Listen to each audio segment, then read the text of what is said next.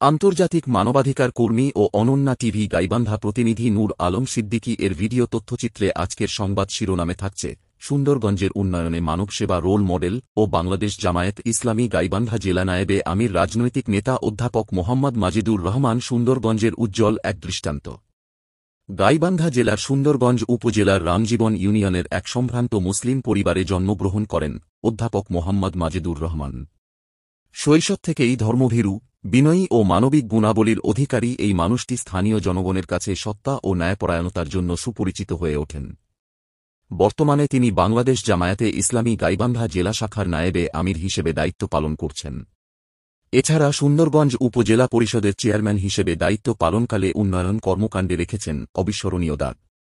তার নেতৃত্বে উপজেলার সড়ক উন্নয়ন, শিক্ষা প্রতিষ্ঠানের সংস্কার ও সম্প্রসারণ, স্বাস্থ্যসেবা নিশ্চিতকরণ, নদী ভাঙন রোধ এবং জনকল্যাণমূলক বহু প্রকল্প সফলভাবে বাস্তবায়িত হয়।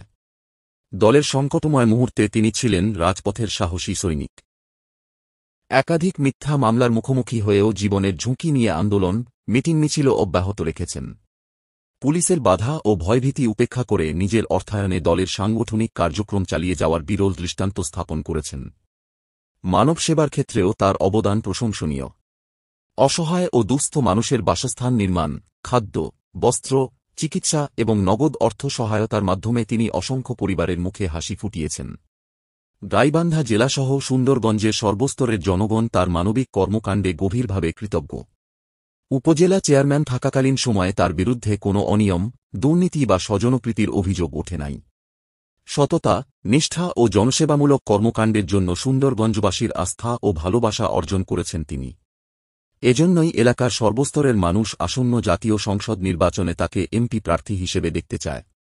নদী ভাঙন রোধে কার্যকর উদ্যোগ ও উন্নয়ন কর্মকাণ্ডের মাধ্যমে সুন্দরগঞ্জের জনগণের জীবনে ইতিবাচক পরিবর্তন এনেছেন অধ্যাপক মোহাম্মদ মাজিদুর রহমান। তার অবদান ইতিমধ্যেই সুন্দরগঞ্জের ইতিহাসে স্থায়ীভাবে স্থান করে নিয়েছে।